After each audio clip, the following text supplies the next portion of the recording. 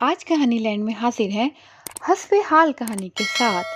ایک واپڈا والے نے کپڑے والے سے ایک سوٹ کا ریٹ پوچھا تو دکاندار بولا 2000 کا سوٹ ہے۔ بولا دے دو۔ جب 2000 دیا تو دکاندار نے کہا 7300 کا بل بن گیا ہے۔ اس نے کہا 7300 کیا وجہ؟ تو دکاندار بولا سوٹ 2000، پورا تھان کھولا 100، کینچی سے کاٹا 100، تھان واپس رکھا 100، شاپر میں ڈالا 50، بائک فیول مینجمنٹ 500، دکان کا کرایہ پر ڈے 500، بجلی کا بل 500، سوٹ کو ہاتھ لگانے کا 100، سوٹ کو دوبارہ ہاتھ لگانے کا 100، ملازم کی تیاری 1000، میری تیاری 1500، چونکی دار 500، رات کی چونکی داری 250، یہ بھی گنجائش کر کے دے رہا ہوں، اگر کل آتے تو یہی سوٹ 14200 کا ملتا۔